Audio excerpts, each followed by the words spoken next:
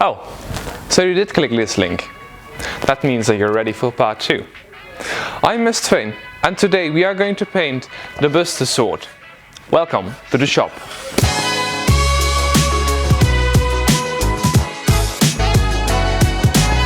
So before we start painting, we need to clean up our seams. And the best way to clean up our seams of our foam is by using Quick Seal.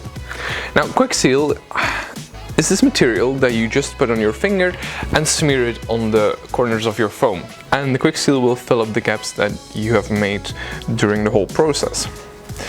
Now you can just clean up the seams with some water and then we let it dry and its hole will be covered. Don't be like me and don't start spreading Quick Seal with your hands. Use gloves. Okay, so I've done the whole sword. It needs to dry for a couple of hours before we can start priming it. But because we have to wait, I can at least add battle damage.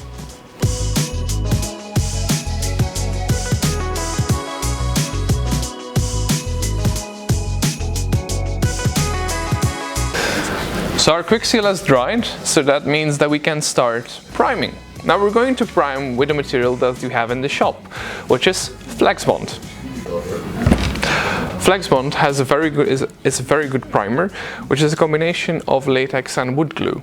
So it's flexible and very sturdy. Now we could paint this with a normal paintbrush or a sponge, but I'm going to use a different technique. I'm going to spray flexbond on my sword. To prime our Buster Sword, we are going to use our paint gun to prime our flexbond on top of it. Our first ingredient is going to be a bit of flexbond. Not too much, because you're going to thin it. Then, up next, we're going to add some water, because flexbond thins with water, not with white spirit or anything else. Then we're going to add a small pigment, which is just acrylic paint that I have in home. So I'm going to add a bit of black. That's a lot of black, sorry. And that is the thing that we're also going to stir in there as well.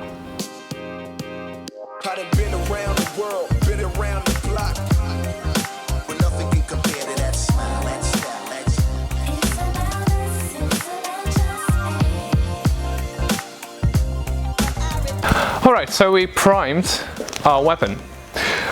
Of course, we have added a small color, the color of black. So it has a base color and it's primed with flexbond. The next step will be painting our sword in a more metallic color. We painted our base color black because the silver has a better effect on it. If you want to paint gold, I prefer to paint the underground brown, because your gold will be warmer and that's of course better. So I've taped off most of the edges. Now I'm going to use a bright brass color to paint my handle. Now it is more of a design from Crisis Core, but I'm going to lightly cover it with brass, not too much, and then I will highlight it afterwards with some Spanish copper.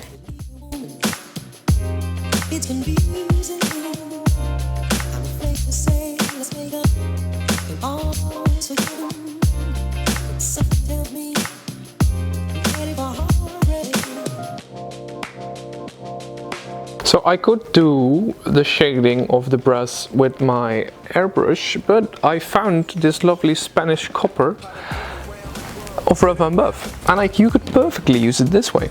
Okay, so I know it's a bit weird that we weather it. It doesn't only make it realistic, it also actually gives a better vibe to it, because then your details will pop out. Now, it is all Spanish copper at the moment. We still need to highlight it, but it's almost all shaded. Now I'm going to use an oil color to weather it even more. So it's black. I could use brown, but I don't want to use the brown constantly. Now I've painted this base layer. I could put varnish on it and then put the oil color on it, so that afterwards I can just rub everything away and the oil color will stay inside the crevices. And that's what we're going to do next. Now just remove the oil paint a bit and you will only see that the oil paint is in the crevices, like only a tiny bit. And I just smear on it quite a bit and I'll just wipe it off, just like that. And the oil paint will only stick in the crevices. I'm gonna slightly brush over my paints which is gonna be the silver ribbon buff. And the silver ribbon buff is actually very easy to use to highlight my small brass things. Up next, we're going to paint our blade, and we're going to use our airbrush once again. We're gonna use a mixture of steel and gunmetal, because I think that would look really cool.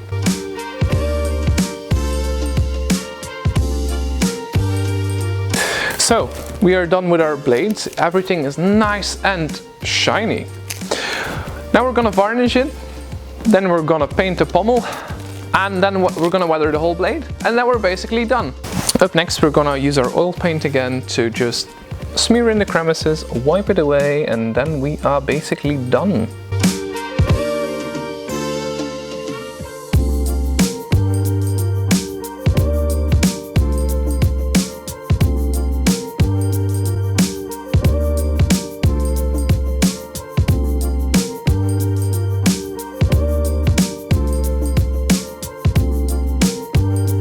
So I'm covering the handle in a red paint because the handle is red itself, and of course because I couldn't find any red leather.